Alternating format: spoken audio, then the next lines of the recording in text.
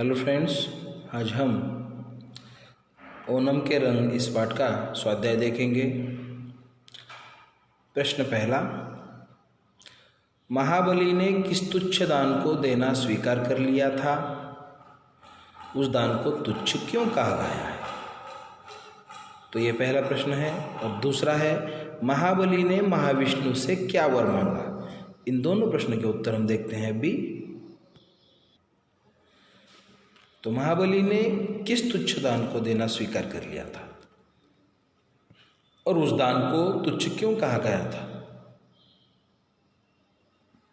उत्तर, महाबली ने वामन के 3 पग भूमि इस तुच्छ दान को देना स्वीकार कर लिया और उस दान को तुच्छ कहा गया है क्योंकि महाबली बहुत दानी थे और उन्होंने बहुत बड़े बड़े दान किए थे। तो उन बड़े दानों के तुलना में ये 3 पग भूमि का दान तुच्छ था, इसलिए इस दान को तुच्छ कहा गया है। ओके। दूसरा, महाबली ने महाविष्णु से क्या वर मांगा? महाबली ने महाविष्णु से ये वर मांगा कि वर्ष में केवल एक बार उन्हें अपनी प्रजा से मिलने के लिए धरती पर आने की अनुमति दी जाए। वर्ष में केवल एक बार उन्हें प्रजा से मिलने के लिए धरती पर आने की अनुमति दी जाए, ये वर मांगा था। तो ये हो गए हमारे प्रश्नोत्तर। आगे है रिक्त स्थान भरो। इसमें सबसे पहला, Devraj dash dash Asurraj dash dash के बढ़ते प्रभाव को सहन नहीं कर सके। ओणम के त्योहार का एक प्रमुख आकर्षण डैश डैश है। ओणम के भोज में डैश डैश और डैश डैश होते हैं और डैश डैश नामक स्थान पर नावों की प्रतियोगिता देखने के लिए हजारों लोग इकट्ठे हो जाते हैं। तो अब हम इनके उत्तर देखेंगे।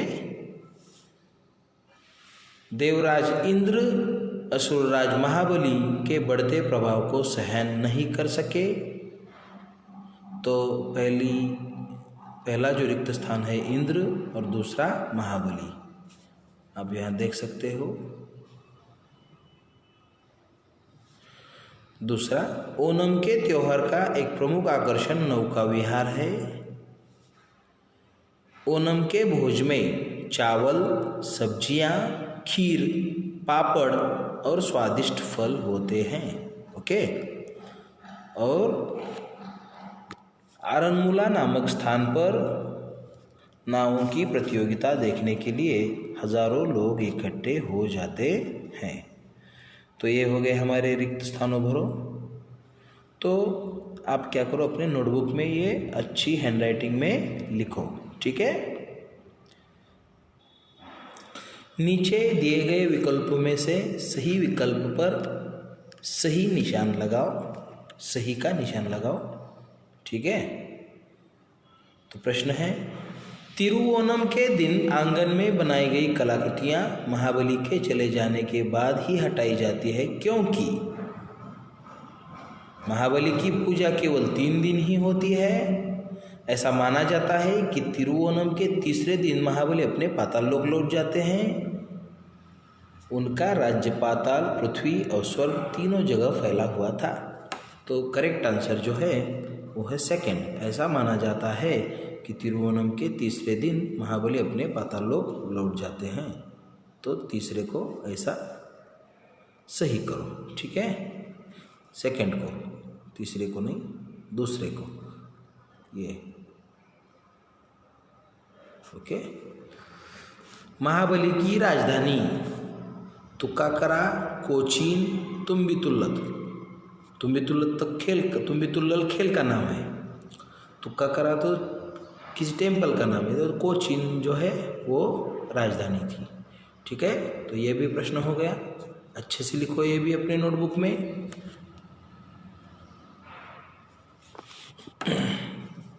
अगला प्रश्न, शब्दों का खेल। शब्दकोश की सहायता से नीचे दिए गए शब्दों के अर्थ समझो, उन्हें वाक्यों में प्रयोग करो। अटखेलियाँ मतलब कलाबाजियाँ, अटखेलियाँ मतलब कलाबाजियाँ। तो तितली अटखेलियाँ करते हुए इस फूलों से उस फूलों तक, उस फूल से इस फूल तक अटखेलियाँ करते हुए उड़ रही थी। तो ऐसे आप वाक्य में प्रयोग कर सकते हैं। तुच्छ, तुच्छ मतलब निम्नतम स्तर का हम बोलते हैं उसको। तो इसको भी वाक्य में अगर हमको करना है तो हम ऐसे करेंगे कि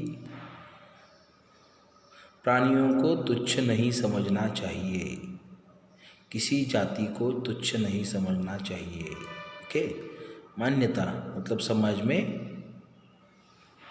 हम बोलते हैं ना मान्यता है, तो समाज की जो एक भावना होती है तो उसको बोलते हैं मान्यता। कि हमारे समाज में मान्यता है कि, हमारे समाज में यह मान्यता है कि मंदिर में पूजा करनी चाहिए। तो ऐसा आप लिख सकते हो अपने अपने मन से। ठीक है। तो अगला प्रश्न,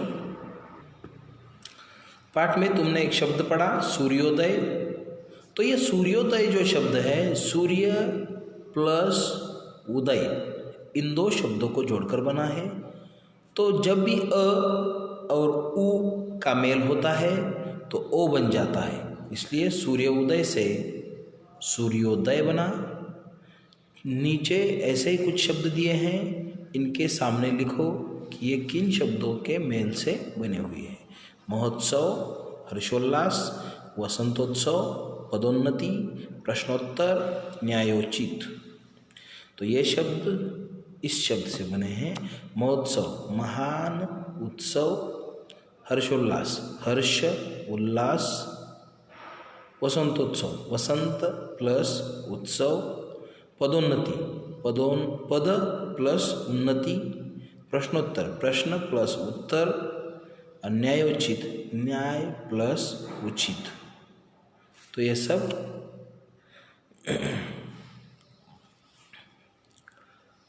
अच्छे से हैंडराइटिंग में आप लिख सकते हो। खोजबीन में ओणम का त्यौहार धान की फसल काटने के बाद ही मनाया जाता है। पता करो कि हमारे और कौन कौन से त्यौहार फसल से जुड़े हुए हैं।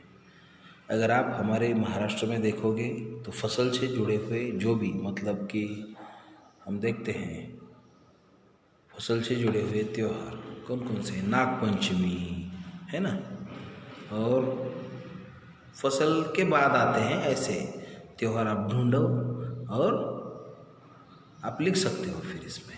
ठीक है। तो खोजबीन करो कौन कौन से त्यौहार, या बैल पोड़ा, तो ऐसे कई त्यौहार होंगे, दशहरा है ना, तो ऐसे कई त्यौहार होंगे जो फसल काटने के बाद मनाए जाते हैं।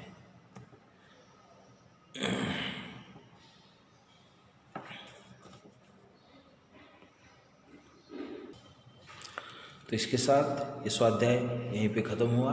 Thank you.